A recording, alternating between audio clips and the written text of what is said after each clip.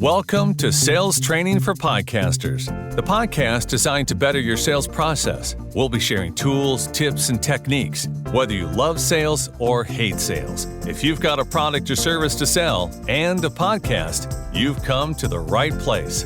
Now, here's your hosts, podcast strategists Doug Sandler and JJ Flizanes. Sales Training for Podcasters. Folks, check this out. So he nerds out on all things selling, including the psychology of selling, relationship selling, analytics and metrics for sales success, and more. He's the host of Modern Sales Podcast, and he is doing that to take he's going to take a dive with us into the sales pool, and he's going to share a little bit of some of the strategies that he works on and works with his clients and his friends, and he has a podcast of his very own. I'm excited to talk to him. Liston, welcome to Sales Training for Podcasters. Thank you. Into the sales pool, straight into the deep end. I'm ready. We are going to go into the deep end. I know that JJ's had a chance to listen to a couple of episodes, and I've listened to a few episodes as well. I dove right into one that I think is near and dear to me. I was checking out the pain points, episode number 112, and we'll make sure we put a link for those that want to listen to it. How do you know when your clients or potential clients, your prospective clients, are even thinking about getting into the game of wanting to buy what you have? The psychology of selling, that's just such a deep subject. I love talking about it. Oh boy. Is the question, how do we know absent them giving us any indication? Yeah. That's probably a good place to go. Okay. It really depends on what you sell, right? One of the things I like to think about in terms of pain points is obviously it starts with understanding what are those kind of situational moments that would indicate to a client, we have a problem. We have to do something about it. And I'm going to go start searching for options. In some cases, like I think of marketing agencies would be a good example. If you're selling SEO services or marketing or even a marketing technology, there's lots of things that we can do about how relatively successful someone is in the marketplace. Mm-hmm. There are all kinds of indicators around, like if you're selling SEO, does this person or company invest in ads but not native organic content on their site, right? That would be a strong indicator. They already accept that marketing is a strong thing or a strong growth lever for their business, but they're not investing in this one area that maybe they could be. So really, it's very hard to answer that in the abstract, but I think the main thing first is really understanding what's going on with your client and what are those situational moments that get them to think about their problems. One of the ways you can start to surface this, if you're not sure what the answer is to that question, dear listener, is next time you're in a sales call, or even start dialing your clients and ask them, what was going on internally? What happened? What was the nature of the conversation when you first started to understand something here has to change? And that generally would be the answer to whatever it is, the pain that you're about to be the healing cure to. When they answer whatever their next line is, that's going to be like, that's what you do hopefully that's what you do to help solve their pain. Exactly. So go back to June 22nd, 2018, episode 1, when you first started your podcast. Oh goodness. What was your original goal for your show when you launched it? That is a great question. One that I've never been asked before. The original goal of starting the podcast was to essentially build market authority. And before I kind of go into what that means and some of the choices that I made along the way, just know I made a lot of mistakes along the way and I changed a lot of things that I did. I'm sure glad that I started the show, but my original goal was to just sort of build market authority, start to have a public place to think through some of the problems that I knew clients were having, questions that I could either see online or people are asking me on LinkedIn or asking me directly in my inbox. Those are the types of things that all made it into my podcast. And because my goal was to develop authority, and again, side note, I think I did it the wrong way, but I published primarily, since you went back in the feed, primarily solo episodes. And these were highly researched, scripted, highly produced, almost like NPR, This American Life quality production podcasts. Let you just name one of my favorite shows. Well, how could it not be, right? Right. And so I'm happy with the quality that came out, and I'm happy with the work that I've done. I just think I would do it very differently today. If the goal was more directly to generate leads into my pipeline, I would do it differently. Okay, so that's a great segment into the conversation that we all want to have. When we started our shows, Doug absolutely wanted to make money with his show, didn't know how, just started.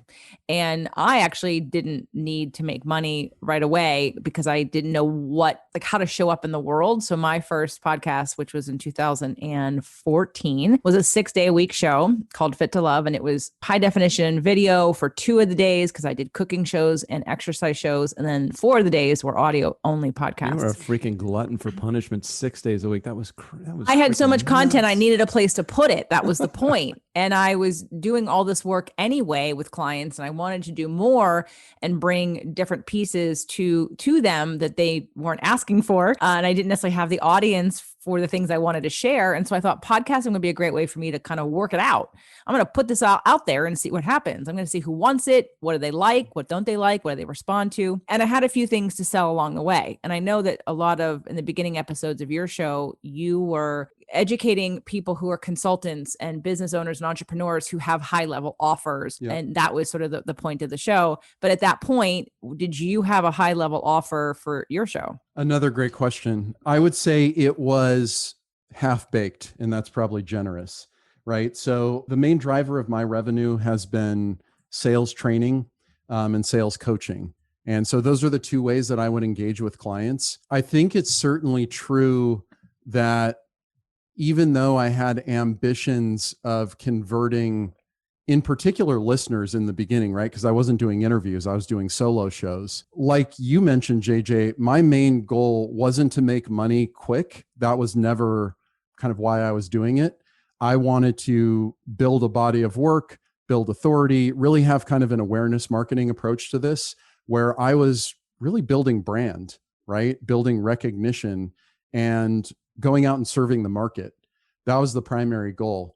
Now, in retrospect, I don't think I'd ever advise a client to do that unless they have the stomach for this kind of slow burn, slow build, right? Because, one of the things that I learned along the way is growing a podcast listenership is one of the hardest things you can do in marketing. And that's probably another separate 2-hour long conversation, but just the nature of how people find and discover podcasts and how you interact with them, it's just difficult compared to, say, writing a blog or a book or lots of other media channels.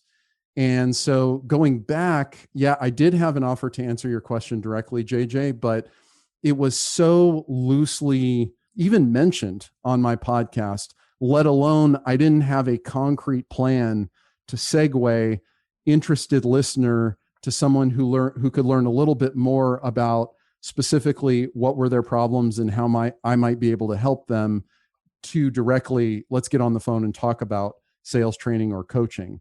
And that was a mistake that maybe I'll rectify one of these days. We'll see.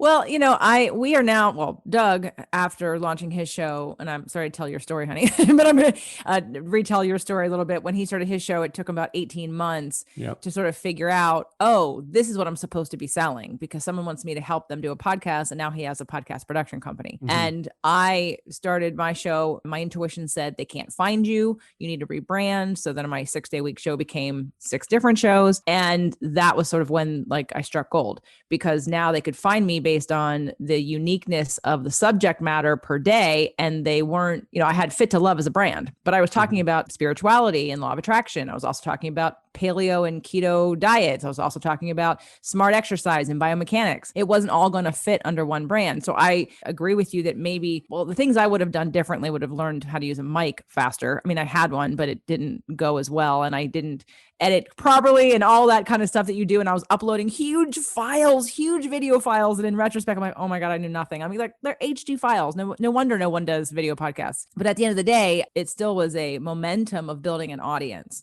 Now, I then became a podcast coach because after being around podcasters for a couple of years, Doug and I've been put on stage as icons of influence in the podcasting world several times.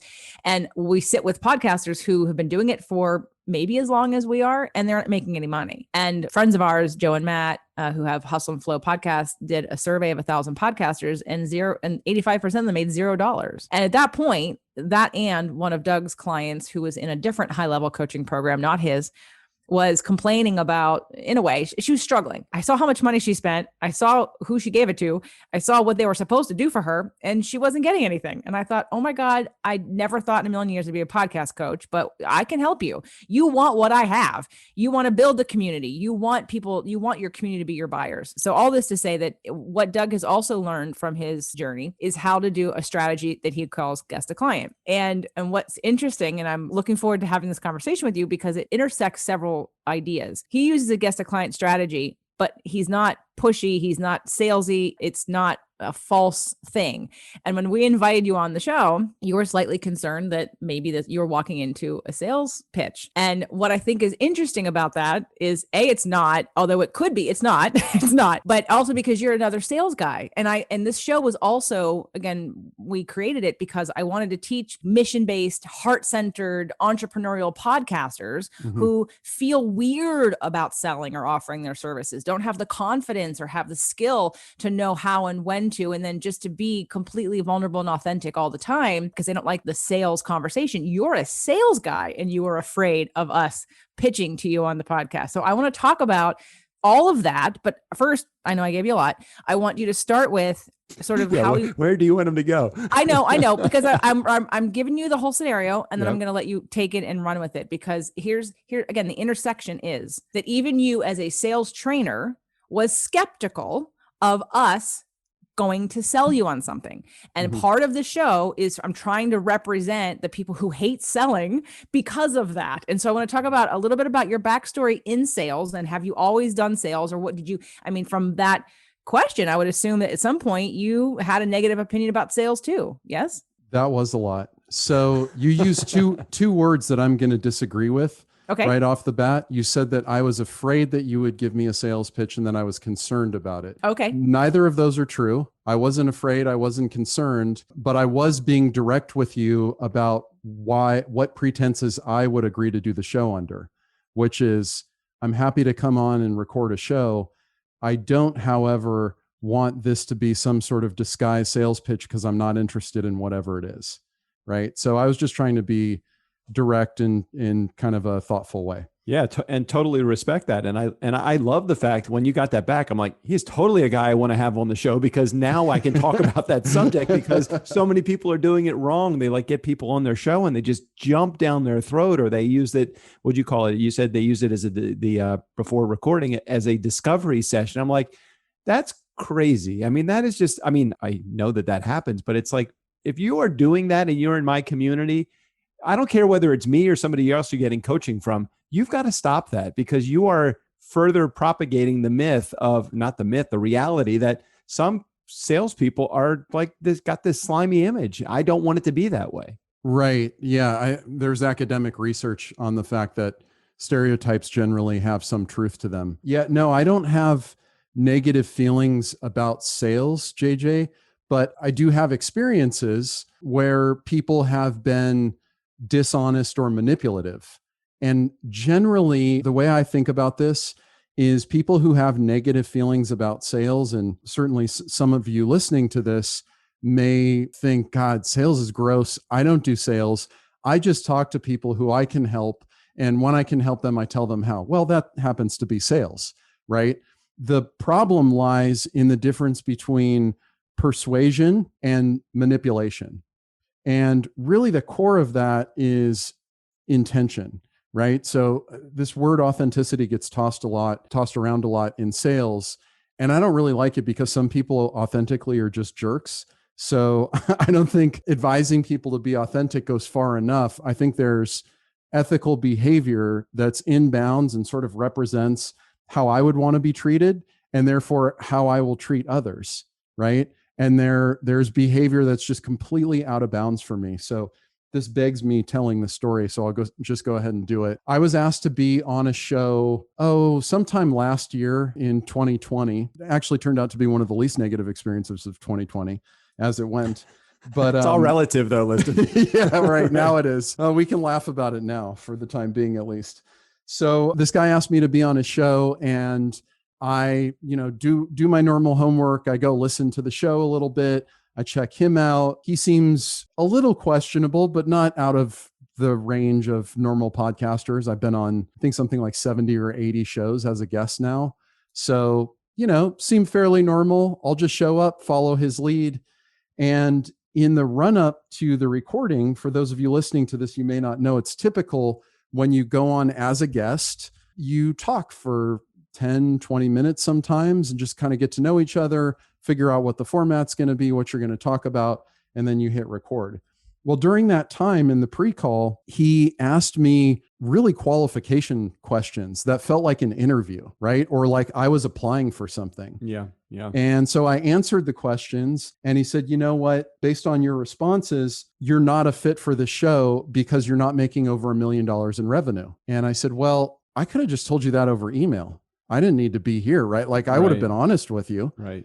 I have a great business for a solo operator, but no, I'm not at $1 million, and that's fine. And I said, so why are we here today? And he said, well, I actually have a coaching program that helps people get to $1 million in revenue, and I thought you'd be a good candidate. Oh, so now he's going to put you in a position where he's actually going to do a little bit of coaching for you, a little free coaching before as a prospecting tool. Well, so not only did he take the opportunity to, so let's talk about the psychology here of what he's doing and why it feels so gross. So the first thing that he did was he booked the call under a false pretense. His intention, primarily, his number one goal wasn't to get me on the podcast.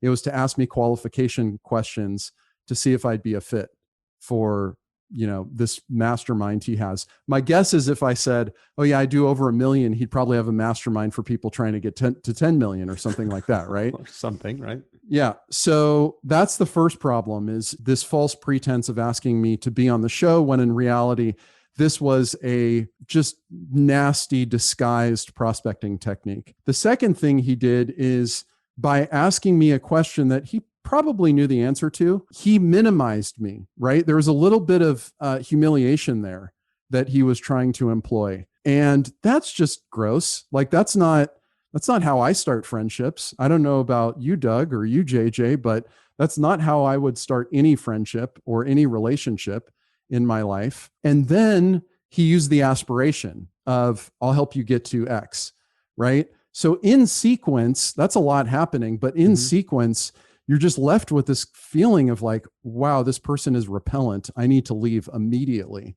So when you reached out to me, and to your credit, you answered my question kindly and you understood where I was coming from, you assured me, no, this is legitimate. We are going to actually publish a podcast.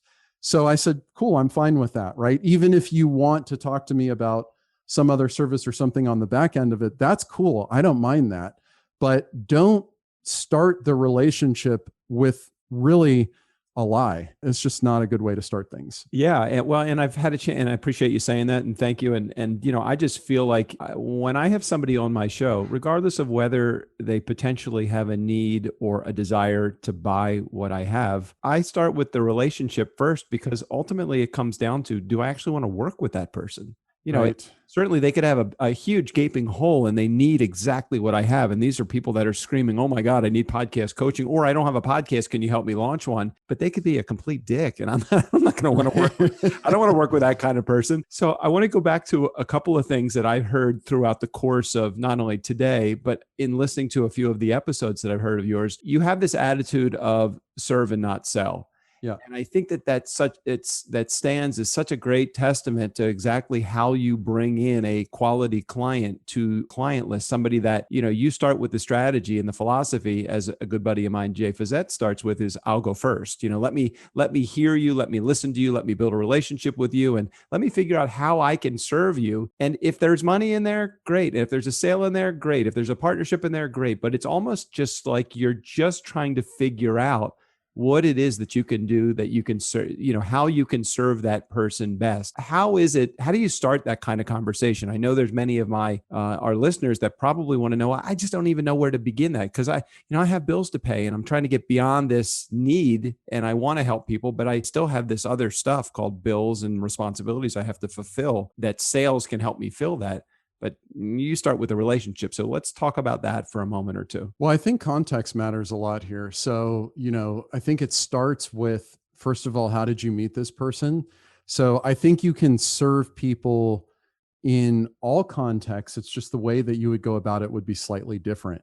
What I mean by that is, let's take podcasting, right? Because this is what you do. I mentioned to you, I have a course called Podcast Pipeline where I teach people how to invite guests who would be meaningful to the conversation of your show, but then also invite them into a conversation to see if there's anything you can help them with. Mm-hmm. And some percentage of them will probably become clients if you're targeting the right people. So if you do that to serve first, by asking someone to be on your show, you're immediately putting them in the position of being an authority, being an expert.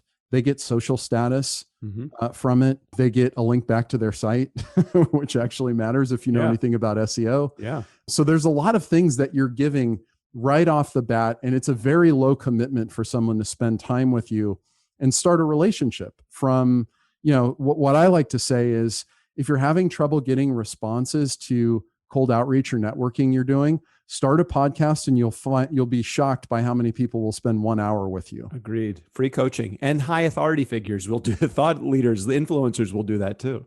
Totally. In 1 or 2 emails, right? It doesn't take much to get someone to say yes to be on the show. As you know, here I am, right? It only took 2 emails, 1 pushback from me, and here I am. I think the context matters a lot. At the same time, if you wanted to reach out to people completely cold without a podcast, you can do that too, but you better have done your homework about who they are and what's going on with them and why you're reaching out. It always helps to give them something first that might act as that catalyst or spark to start a conversation. So that could be an invitation to an event. That could be asking them to contribute to something you're working on. That could be inviting them to receive some things that you've learned from clients like them that they could apply to their own business, right? And then invite them into a bigger conversation. So however you're starting that conversation, that serves as the initial context of how you can start to serve them and ask follow-up questions, right? But that brings us to something that's really important. And I originally learned, I think, mainly in the Sandler program. So kudos to your lineage. Amen. Thanks for the college education, by the way. if you're a full-fledged member, you've contributed to part of it. Yeah, there's no doubt about that. So, asking questions and just silently listening turns out to be, I think, the most underrated skill in life. It's just interesting. I've dug into this topic a lot on my podcast, and as unsexy as it may seem, one of the best ways that you can serve someone is to ask a question, say nothing, and then when they finish, ask a follow-up question, right? Not only are you going to learn a whole lot about what you can do for this person, and really it's about adding value. And adding value, I put in the category of most useless but most true business axioms, right? You got to add value, of course, but how do you do that? The main thing is to try to understand what this person wants. Whatever you think is valuable doesn't matter. What matters is what the other person thinks is valuable. So asking questions about, if you're talking to an entrepreneur, you'll always obviously ask questions about how their business is going, what their goals are, how things are shifting, how they're dealing with a noisy digital environment that's increasingly hard to stand out. You would have a range of questions and ideas you would want to explore with anybody new, not just because you want to sell them something, but because you're actually interested in it. Right? So that's another thing, is having this genuine curiosity and drive to learn from people. And for me, all of my clients and kind of my message is all about playing the long game, right? It's not about short-term, highly transactional, conversion-oriented selling. It's about playing a long game where if you do this for long enough and you're generous enough, it's going to come back to you. That doesn't mean do free work, right? That means looking for areas where there's mutual benefit and occasionally doing small favors. You may be able to do something in 1 or 2 minutes that's extremely meaningful to someone else. And if you can do that, do it. So those are just some ways to think about how to add value and how to serve first. Well, podcasting is a long game. And unless you're doing this guest to client strategy from the beginning. And even then, I think you have to have a podcast, in my opinion. The way that it sounds like you help people to put podcast pipeline. That's the name of your course? Yes. Yeah, okay. You got it. Right. So I'm not sure how, maybe we can talk about how your people are using what they have to offer to get them.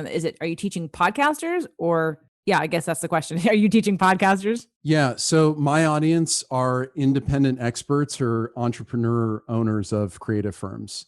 So that's who I focus on. So typically they have expertise in a somewhat narrow domain, but they lack the authority, the awareness around what it is that they do, how they see the world, who they're connected to. And often this group of people focus their time on becoming great at something: design, marketing, software development, accounting, those kinds of things. But there's no sales class that comes along with any of that, right? And what's true is, even though a lot of people have been told the lie that their service will sell itself, for those people who don't experience that, it's simply because of the construction of their network. Anybody who tells you be great at something and word of mouth will follow, that's only if you have the right network, and in particular, if you have close network nodes who have outsized impact and large networks themselves. If you don't have that, you're going to have to build it yourself. And so that's what I teach people to use a podcast for. So I want to go back to that. You're selling the podcast pipeline to people who listen to your show who then already have a podcast, or are you teaching them to get a podcast also? They're launching a podcast. Separately from you? Or that's what it is. Podcast pipeline is getting a podcast. That's right. Yeah. So let's just be clear. These are people who are probably under marketing and underselling themselves. Right. And so I recommend to them, they start a podcast as a primary content and prospecting channel. Yeah. I mean, it's great. It's a great business development lead generation tool. And it's certainly great to introduce it to somebody that is especially micro niched. You know, they're highly specialized in one area, and you can absolutely tell who your prospective audience will be. Like, I have a show called Ford Mustang, the Early Years podcast. I mean, we focus just on 64.5 to 66 Mustangs. And I know with certainty that people that are listening to the show are enthusiasts in that brand. They buy products and services that brand, kind of represents, and they're looking for services in that environment. And so anybody that has a highly specialized product or service as an entrepreneur would absolutely make a great fit. If, like you said, I think oftentimes those people tend to be the same people that are under marketing, underselling, and need another way to develop leads and business. So it's a great opportunity. Do you find really good results? Are you opening people's eyes where they were like, oh my gosh, I never thought about podcasting as a business development tool? So this is brand new. I launched it today. Actually, this is an MVP product. So I don't know when this is going to go, but I literally launched the product with a Google Doc and a Google Form. So, I mean, this is of course on the back of me personally recording and publishing over 400 episodes, doing 6 figures in business, having a top 1% podcast. So I know what I'm talking about. Oh, no doubt. You could be doing it for 1 day or 1,000 days. I just, in hearing your inventory of podcast episodes, I know that you know what you're doing, even if you have never done it before with anybody else. So bravo to you, Liston. Thank you. And to your question, kind of the way I led the education part of the marketing on this is to start by saying most people start a podcast because they think they want to develop a huge audience. And you actually counterintuitively don't need anybody to listen to your show. Yep. That's great if they do, right? But if you're starting it for the purpose of making B2B connections, your ideal clients or prospects and industry influencers, what matters more are the guests, and then distributing those episodes to your existing audience just to remind them that you're at the center of this expert thing that you're doing. So yeah, a lot of people have been extremely surprised to hear that and go, oh my God, that makes so much sense. Well, on the other side of it too is you then have that person who launches a show. And again, for those of you in our community, check this out. I mean, this is the reality of it. When you have someone that is a coaching client of mine, and you're teaching them after you get through teaching them how to launch their podcast, and you go through the titling and the description and the host and all of that stuff. And then you talk about monetization and you say, hey, why don't you listen to your guests with two ears? One ear being, how can they best serve your community by sharing their message? And secondly, how can you best serve them by putting your products or services into your guests' hands? And they're like, what do you mean? Those people are great people to become clients, not just your audience who are the nameless, faceless many. How about dealing one-to-one with the person sitting in the guest seat? And as soon as you say that, it's like you hear and you see that little glimmer, like, oh my God, I've never thought of that. This is the best thing ever. And those in our community that haven't thought of that way to monetize your show, while it might not necessarily be the only way that JJ focuses, because she's very much into creating her own economy through her community. My primary strategy when I first started podcasting and understood the monetization model, like JJ said, about 18 months in, was guest to client, guest to client, guest to client. And we had a show that we tried it as an experiment, Liston, just so you're aware, and those in our community listening. We had introduced this to 150 people at a conference, 118 people. I was able to shake their hand and say hello to them, 40 of which I invited on the show, and they passed let's call it the qualification round. 7 of them became clients at $5,000 a piece, $35,000 before we had even launched the first episode. So when Liston says, do you understand the value of not having to worry about having a large audience? You don't even need an audience in order to make money podcasting in this particular space. And I'd love to just get a little bit, just another sentence or two just about that, Liston, just about that as a philosophy for monetization through podcasting. Yeah, I think it starts with the mindset and the intention of what you're going to do with the podcast, right? So I don't know why we all think this, but I guess we all think that we're going to be the next Joe Rogan, Marie Forleo, or Ira Glass. But that's what a lot of people think about when they think of podcasting. I guess because those are the podcasts that would be the most popular and sort of people who dominate the space. Right, absolutely. But, similarly, you can look at lots of other forms of marketing where the real marketing activity is the partnerships and relationships you form, not the output of it, right? So it's kind of like a sneaky way to get to what we actually want, which is to have conversations with interesting people who we might be able to help, right? And there's absolutely nothing wrong with that. If you go into it with the idea of what I teach in Podcast Pipeline, it sounds like, some of the things that you would pass on to your audience, Doug, then the key thing is really finding and getting really specific on who you want to have on the show and how you're going to structure the show and ask great questions so that you can not only do market research and share what you learn with other people who could be either your buyers or sort of interested parties in your market, right? That gives you authority. That puts you at the center of the conversation.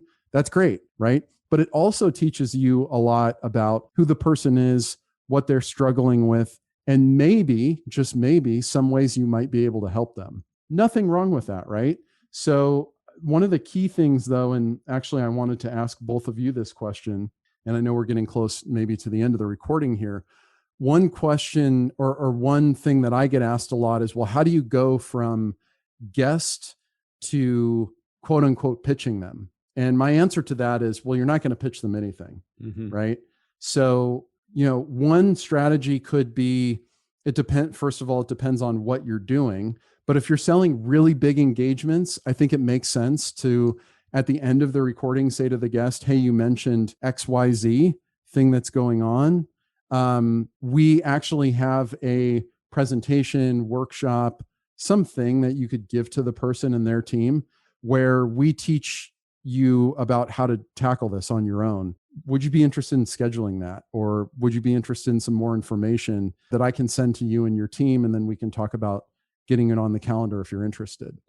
That could be one way. So you go from they're the guest with the information that's being shared on the podcast. Then the transitional element is, hey, I have some information I can share with you and your team, right? And now you're the educator and sort of the leader of a topical area. And that naturally segues into a sales conversation. Another way is just to ask a really simple question, which is, you mentioned this thing, or a lot of times, actually, Doug, this is probably your experience too. People will ask you, so what do you do? And you just say, oh, I help people with their podcasts, right? I have a podcast production company, and they go, oh, interesting. And then you can talk about that a little bit and then invite them to a separate conversation. Mm-hmm.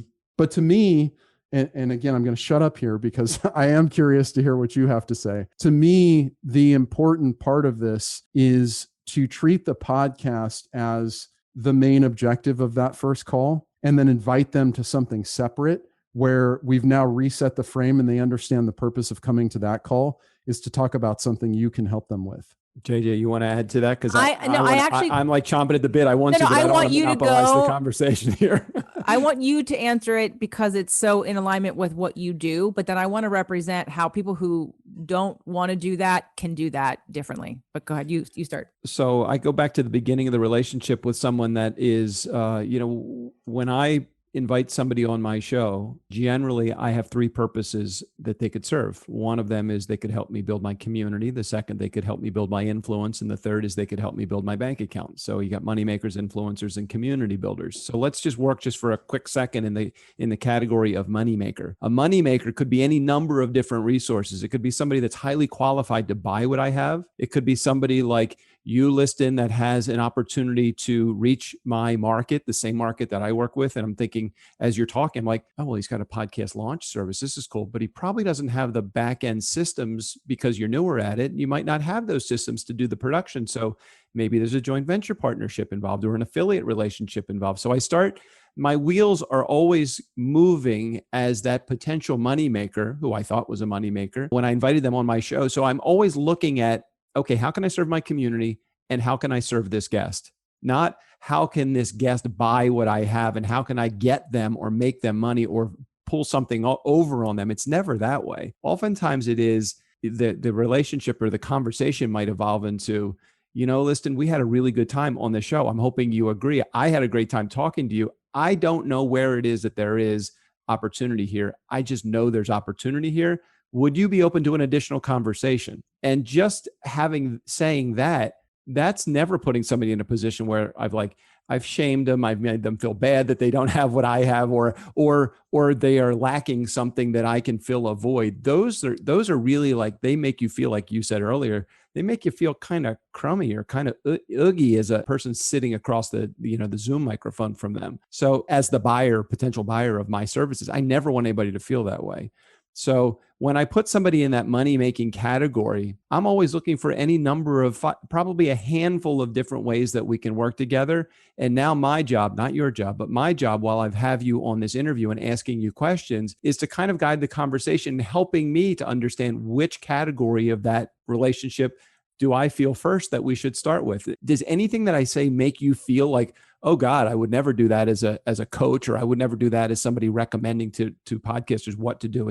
How does that fit for you? That feels great. So essentially, and actually I was just thinking, my friend Brian said that your exact line, which is, I don't know where exactly we'll go from here, but I'm sure I want to keep talking to you. Yeah. And I'm sure that there's so much alignment that there's got to be something we can figure out.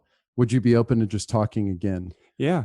And I've had 1,200 episodes of the Nice Guys on Business podcast, 800 plus have been interviews. My hidden gift, and I share with my community all the time, my hidden gift, while I love my community, is not my community. My hidden gift are those 800 people that I've had a chance to meet. And just like you said earlier, look, that's a valuable position to be in. That's a coveted position, that guest seat for me. I don't want to waste it on somebody that I'm just going to get information, give it to my community and not figure out something. So somewhere in there, they have value to me. My job is to figure out what it is. I want to point out a few things that I've heard and that I thought about, like with you, Doug. So Liston, I'm not sure how it sounds like you're working with people to teach them how to pre-qualify, like who they're asking to come on first, so that they possibly could be someone that they would work with. And it sounds like your experience that you had, whoever reached out to you and asked you to be on the show, again, sort of pre-qualified you in his mind first, and then had that discovery call, and then basically told you couldn't be on the show, which that was that was the third wrong thing he did. Because if he was smarter, he would have at least interviewed you and then built a relationship with you and then led into the conversation, or whatever. And then, because who knows, maybe you're at, $900,000 or whatever, and you're almost at $1 million, and it doesn't matter, but he lost even in the relationship. And so that was really stupid. When I first met Doug, I didn't know, well, at the time he was just starting the podcast production company, but I've been on Doug's show before we were ever together like 3 times, and he never pitched me once. He never, I never got any pre-qualification. I never had that conversation. You were so cute. I just wanted to keep having you on the show. Well, and in fact, he became my client, and that, reverse that. I bought from her before I sold her. Right. But I asked him because I was like, wait a minute, how do you get clients? How do you make money on your podcast? Some of your guests don't have a podcast and you help them start a podcast, or you sell podcasting. I'm like, well, how come you never pitched me? And he's like, well, because you checked the box that said you didn't need a podcast, or you didn't need production. And I was like, oh, but again, there was never a slimy, feeling like I'm just going to listen to you so that I can interrupt and pitch you something. There was that. And I will say that both Doug and I, and I'm sure you have this happen too, he doesn't need any guests.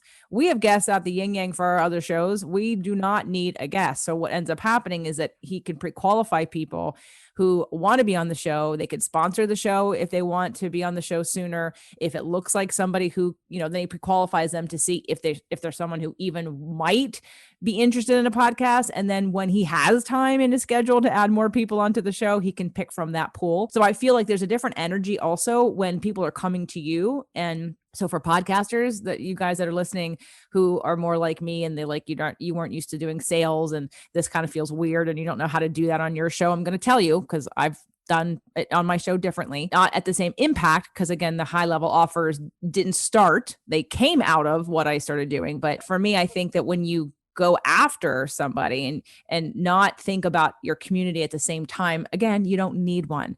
But wouldn't it be nice if you were kind of just trying to serve the community or your illusionary community by having that person who you actually want to talk to, that you actually have a connection with, to then lead them into that conversation? And I'm not saying that you do that. Listen, I'm just saying I know that guy that wanted you on his show, really, it was so, he was so money focused. He was so sales. He missed it. He missed the whole thing. A great opportunity with a great guy. He missed all of that, which sucks. And any future things.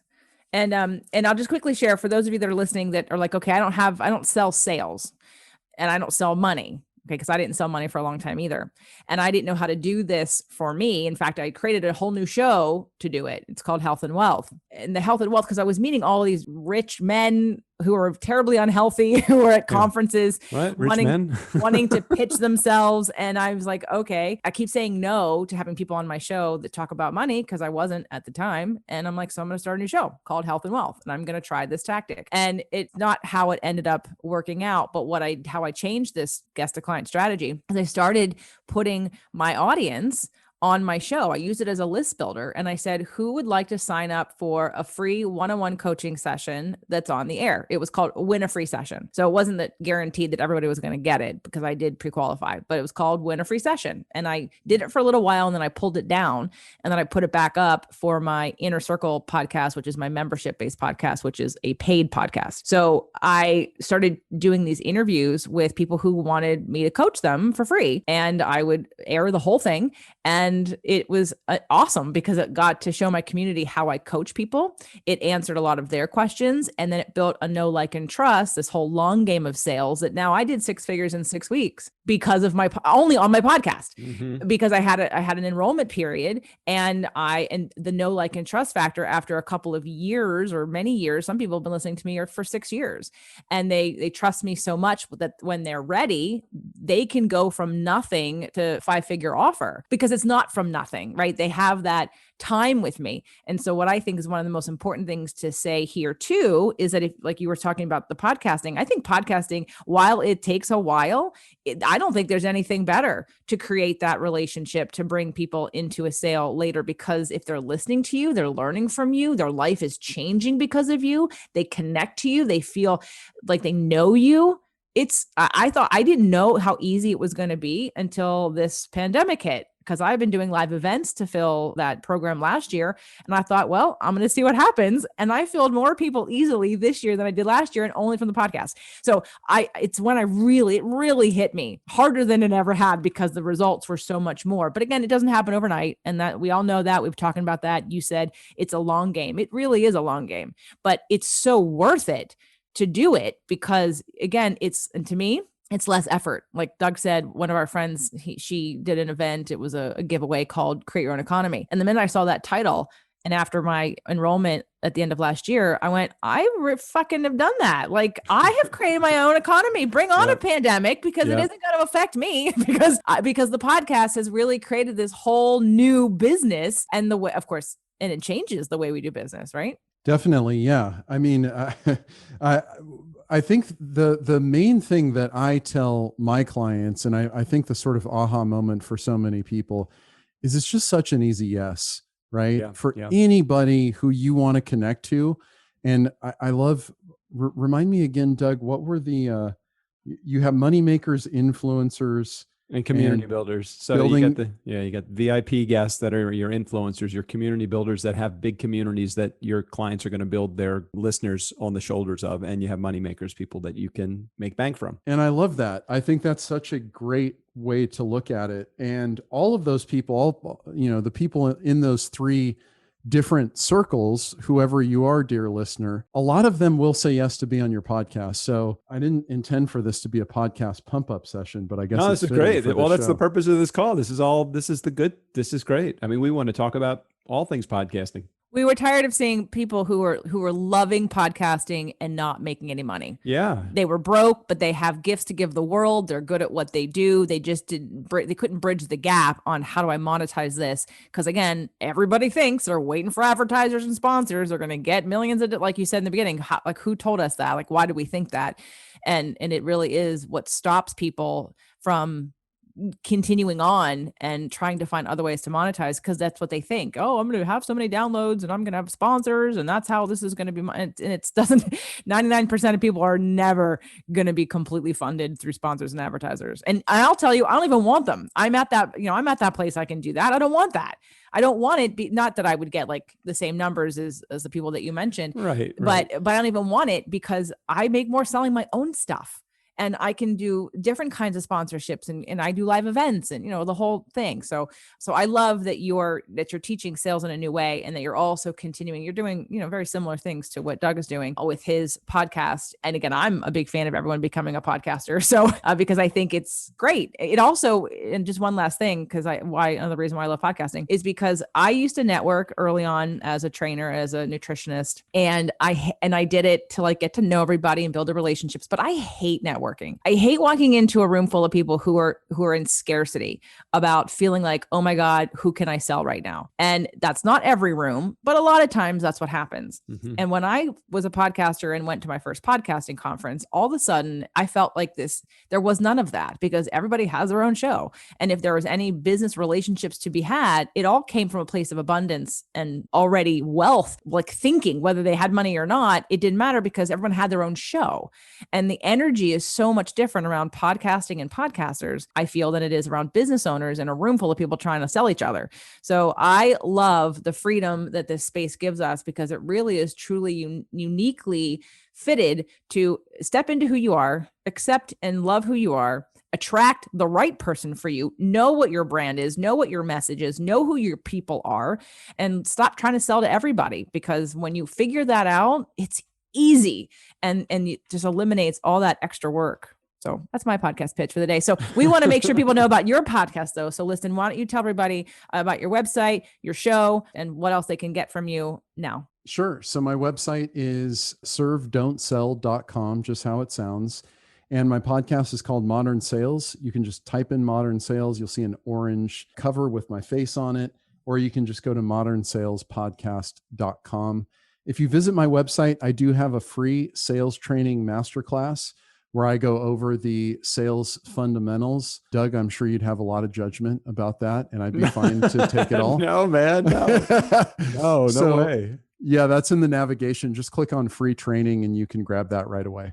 Nice. Well, Liston, we so very much appreciate. We have many friends in the podcasting space that we have been hanging out with for years and years, and they're really comfortable coming on. They know we like to shoot the shit. It's not just a formal conversation. It's a very informal conversation the way that we like to do it. And you kind of slipped right into that mode really well. We didn't have the kind of mutual admiration society that had to go on before we got there. So thanks for sharing everything that you do. Thanks for the great message and presenting it really well. It's my pleasure. Thanks for having me. JJ, why don't you take us out of here? Make sure you subscribe, rate, and review. No, I'm kidding. No, I'm kidding. That's what Steve O'Brien says on the back end. Thank you, Liston, for being here today. Everyone, thank you for listening. Know that sales doesn't have to be hard. You can be who you are, and you can make a lot of money.